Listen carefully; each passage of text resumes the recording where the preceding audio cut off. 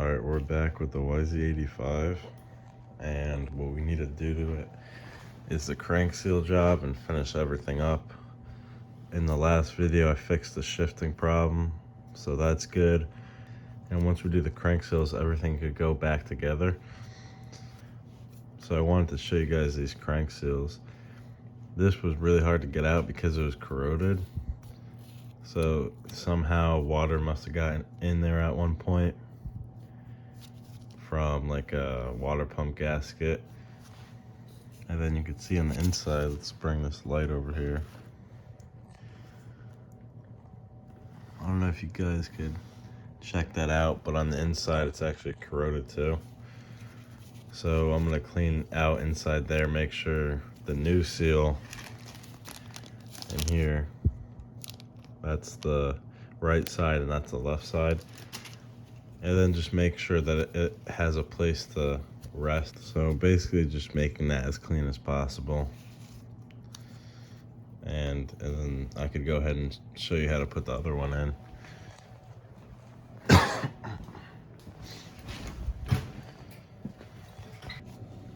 Here's the Stator side seal. And this one wasn't damaged as much. You could see it wasn't as hard getting out because it wasn't corroded.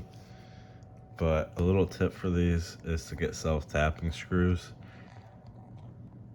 If you guys could see that right there, those are self-tappers. And you screw those into the seal, and then you get like something that you could get leverage on. You could use like a flathead or like a hook kind of tool. And then what I did was put the hook tool down here and then use the flathead with it to use leverage on it, and then it popped right out. So what you want to do is try to pull on both of them at the same time, because if you only pull on one, it's going to come out like that, and then it might be really hard to get out. I've actually seen people that drill holes in there too, and then either put a pick in there and pull it. There's really multiple ways to do it, but this is just the way that I did it. I found it pretty easy. So that one's clean, in there is clean, but I'll just wipe it down just for the hell of it with like brake clean or something. But yeah, this is the first step, is we got this garbage seal out, and then get all in here really clean because it's super corroded in there. And then also on the other side, I saw a little oil dripping out. So make sure that's completely dry, that's all gone before you put the new one in. Here are the new seals. That's the right side, that's the left. And you can see they match up perfect. All right, so we got you set up here. Now, usually I would use something lighter like steel wool. But the problem with steel wool is that all the metal will get pretty much in the bearing, and it'll be like a huge mess in this gearbox. So I don't want to do that. What I'm going to use is very fine sandpaper, and pretty much just get in there with like a flathead and just smooth it out, because that corrosion is sometimes hard to get out with just a rag. You can see already it's coming out right there. So that's good.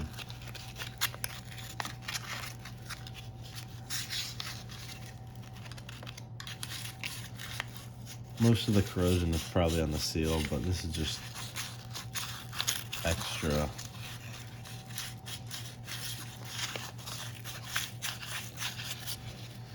All right, and that's pretty much all you need. I don't want to go crazy with that, even though it's fine. Still don't want to go crazy. So I got a little brake clean on this rag. I'm gonna use the same tool, just a flathead, to get in there.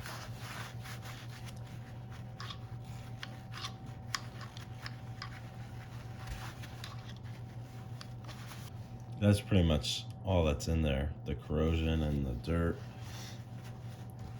So at least it's taking it out, that's what you want.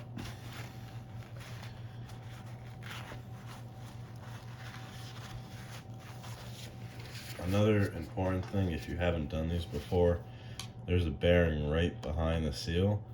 So if you go ahead and start drilling, you could actually hit this bearing and get a bit stuck in there. Or if you get a long enough tap, like a self-tapping screw, and put it too far in, that could also get stuck in there. So that's something that you definitely don't want to do. It never personally happened to me, but I'm just saying that's something that would be a lot fun to do, getting metal stuck in the bearing. So just keep that in mind. I'm sure most of you guys know that, but really this seal isn't too thick, so right behind it you got the bearing right there. I'm just going to show you the front and back. This is the front, and then this is the back. You could tell because there's a little indent forcing down, and that's going to go towards the back. Another thing that some people do, because they say it won't burn out your seal as quickly, is to put a little bit of grease in between this little slot here, like in the middle. Because what happens is that this bushing right here, this bushing actually rides inside the seal, and that it'll actually burn it out if you don't put grease in there. So I mean, it's worth a shot to just extra protection, I guess, to put some grease in there. I'm not gonna put a whole lot, but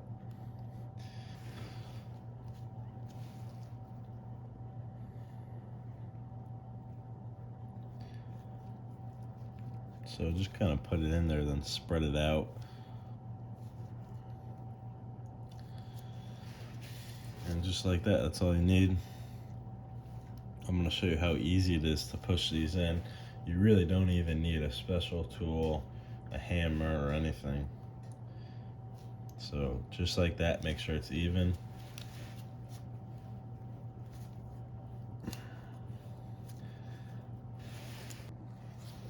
Alright, so the next step is to put this bushing in.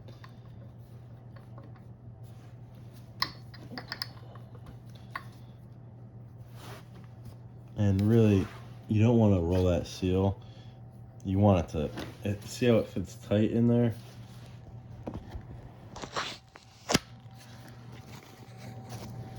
And you want it to turn a little bit.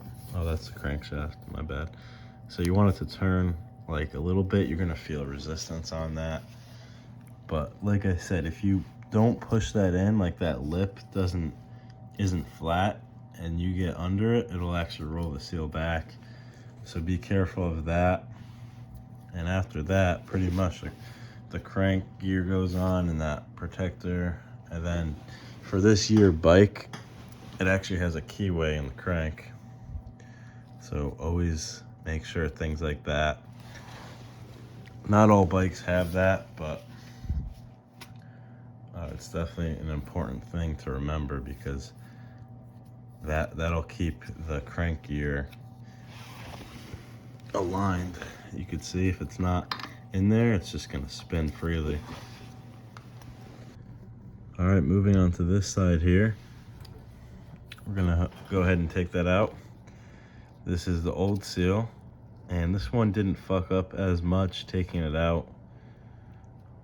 And it's definitely not corroded, so it came out a lot easier. So we won't have to sand in there, but we're definitely gonna spray it out with brake clean.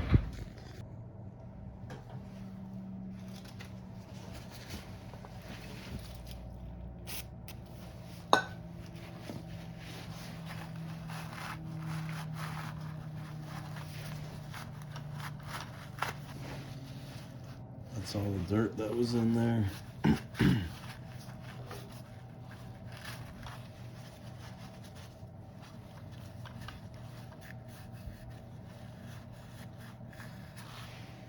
Yeah, look at that. So that's probably the oil that I was talking about.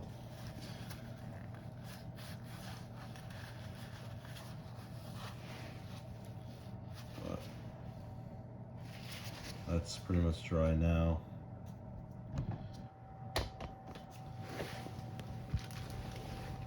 Here we got the new seal. Let's compare it. Identical, which is good.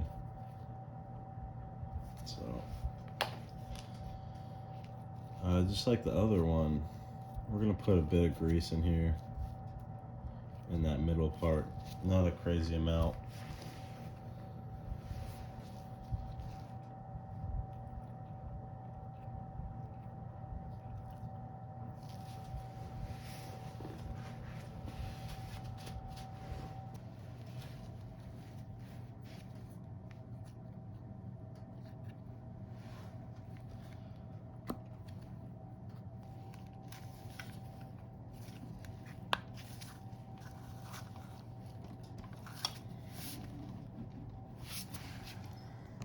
So just where it is right now is where you want it. Aligned exactly with the casing. If it's any further back, it'll either roll. And then the crankshaft obviously spins good, so that's important to note. So the last step is just to put this stator back on, the magneto. When I took that magneto off, it actually was a little loose. So I'll put a little Loctite on that and make sure it's torqued down.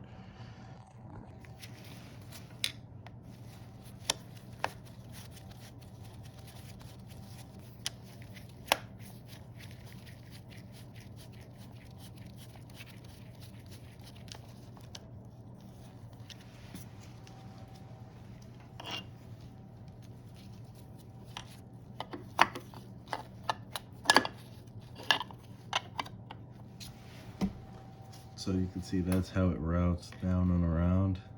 For the timing, because this has adjustment on it, it was exactly in the middle. And I remember that from when I took it apart. So what I'm gonna do now is put it exactly in the same spot, right in the middle, so that the timing is correct.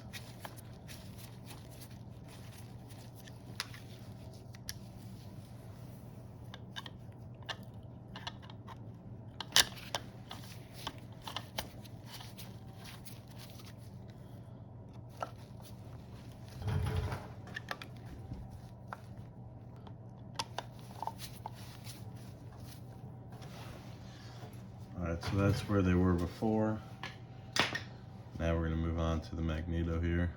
So what you have to do is line up that keyway with the slot for the keyway. And a good tip to figure out if you're aligned is you wiggle the stator, or you wiggle the magneto, and if the threads follow exactly, then you're on the keyway.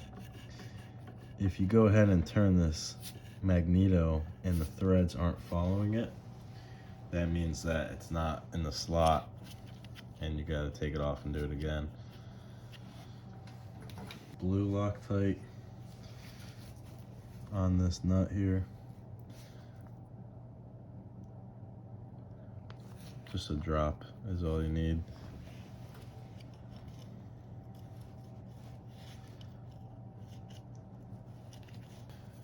That nut is a 14. I'm using my impact sockets on the 1/2" drive. And then I got this impact here. I'm gonna set it to 2 because this thing is really torquey. I would say 1 is probably too low and 3 is probably too high. Hold this while you tighten it.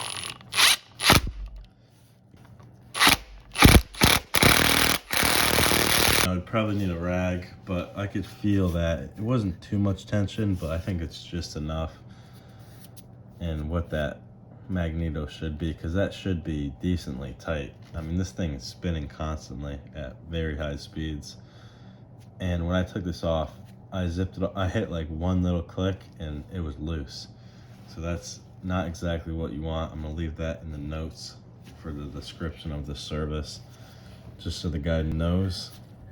I don't think he ever took this apart, but I know that the guy that owned it before did, and he actually rebuilt it. So this covers, this side's good. Could put this cover on here.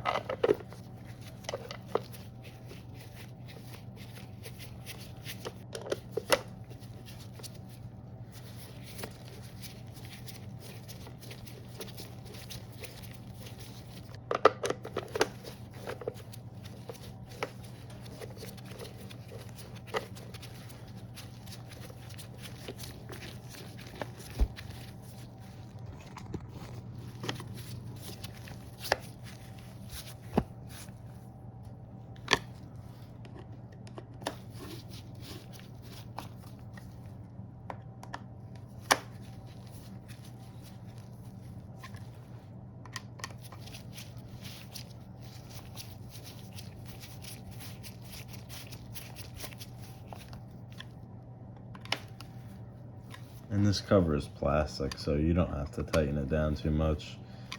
Also, it's not like there's oil in this side, like 4 strokes, so that's not going to be a problem with leaking. All right, now that we got the seal in, the bushing, we could put the keyway in. This is a square-like keyway. As you can see, there's not edges on it or anything like that. And then you can see that just locked in place, and that moves the whole crankshaft.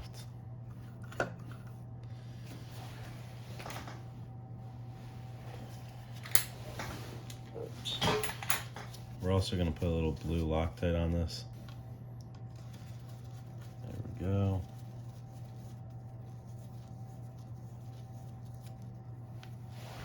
And then this is like a seal guide / holder, and it just kind of guards it and keeps it in place.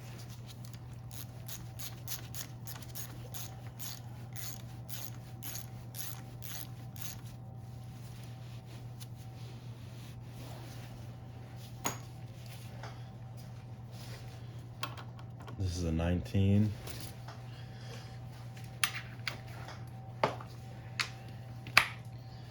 Now this one you're gonna probably want to hold with a rag,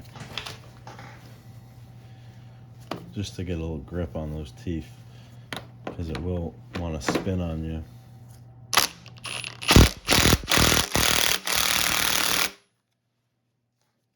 Surface on this, and then I could put the clutch, idler, put the gasket on, and then pretty much everything else, and it's good to go.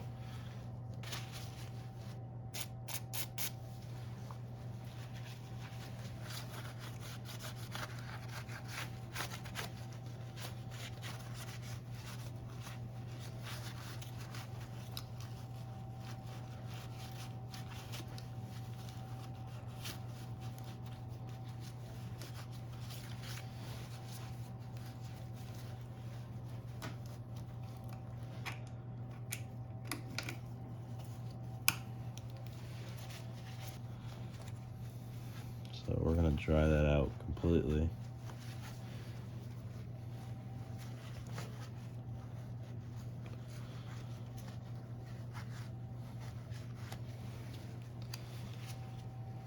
So there's one washer behind this idler,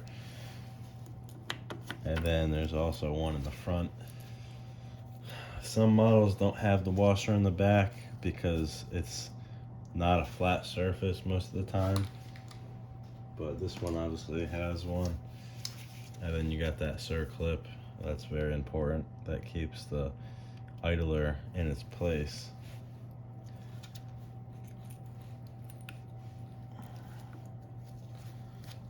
Sometimes what I like to do is push it back into place. All right, moving on to the clutch. You got that washer behind it. You got that bushing inside the clutch.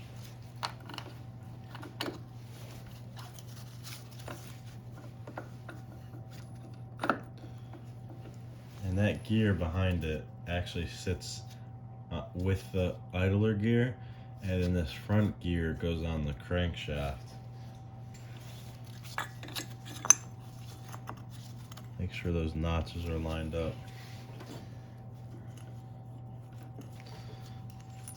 So it looks like he's missing this centerpiece here. There's supposed to be like something that, I don't know if you guys could see that notch. Let's see if I could find it. So it's right there.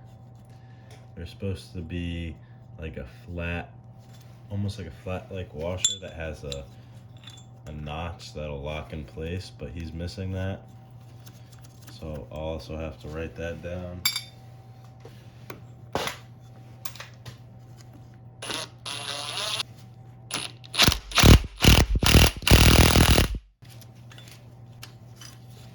If these have oil on them already, you don't have to oil them up. If they're dry, you definitely want to put oil on them.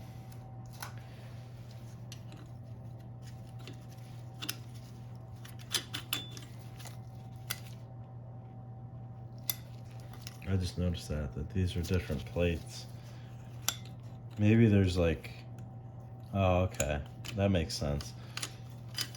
So I just looked at the plates, and the back, the first back one, the one that's in last, is black, and then the one that is in the front is also black. So it's like the middle ones have a different kind of gripping to them or something. But yeah, usually when you order these, they come oiled. If they don't, definitely oil them up, because that's important for the clutch grabbing right, not burning out. Definitely important to have them oiled.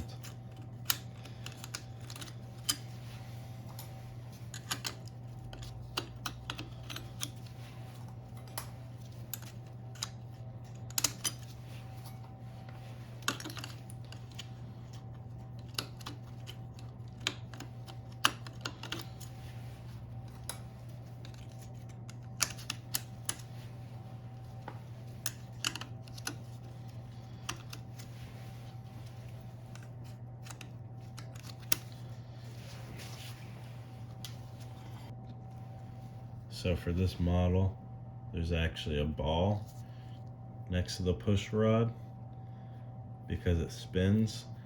You want to make sure you put that ball in first and don't lose it, because it's really important. So just put that in the hole, and then this rod will push it further in. The push rod. And then what that does is when you squeeze the clutch, it pushes the whole basket out, and then it'll pull the plates with it.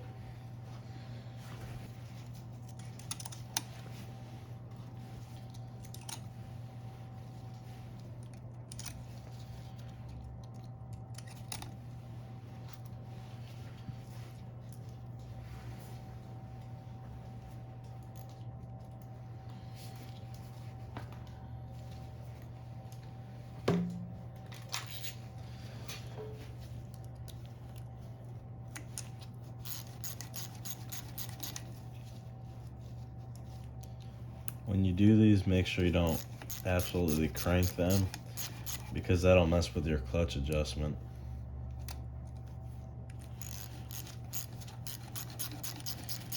All you have to do is get them flush, and then just go a hair bit tighter, and that's it.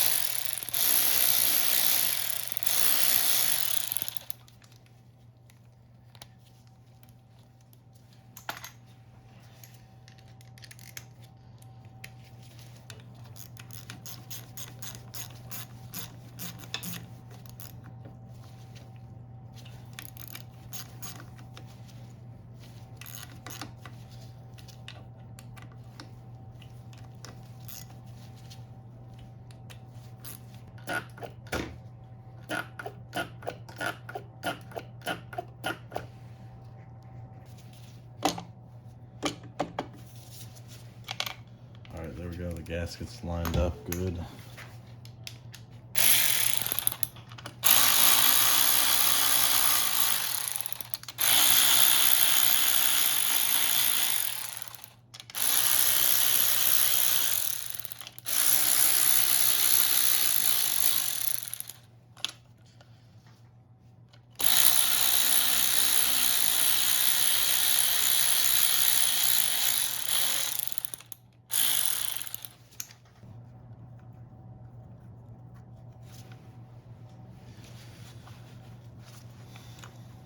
Drying off that copper gasket.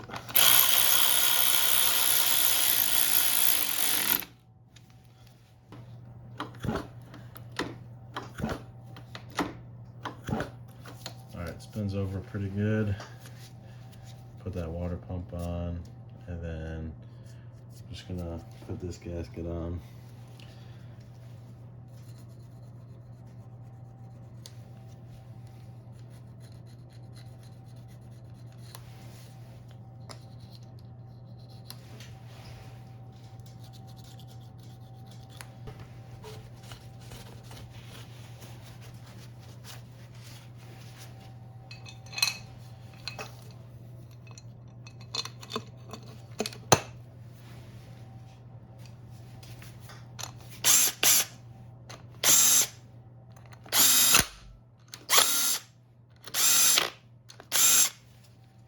Alright, so I didn't know, but you gotta take this off to put that, to put this bolt in here.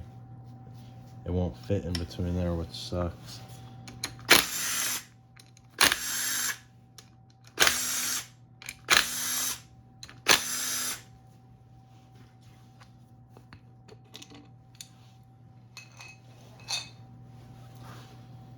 So just like that, make sure you got that washer on the bottom. That's just for the, when you put that pin in. So once you put this pin and you put that washer at the bottom, for these foot pegs you're gonna want a bigger cotter pin, just because the hole's a little bigger and because it needs to hold that washer. So you can see that is the right size. Smaller ones, they could go through the back end, which defeats the whole purpose.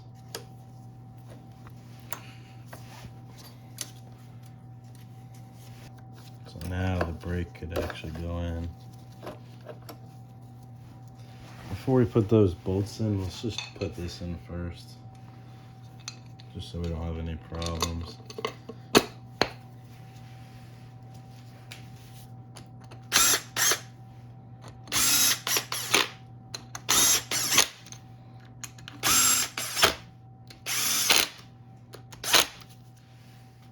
Torque that after I torque these.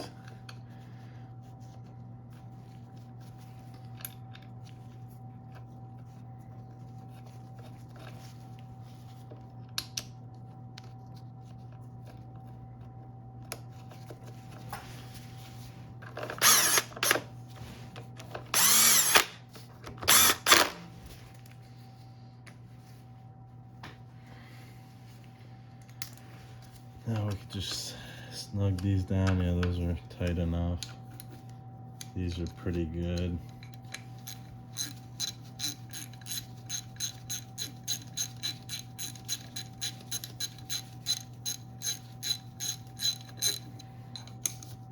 That one's good. It's good.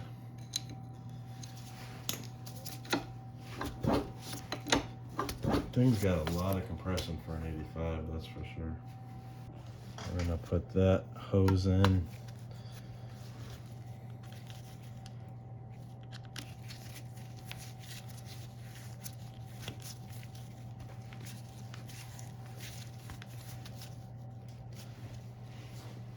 All right, so I put this spring in. You can see now it springs back.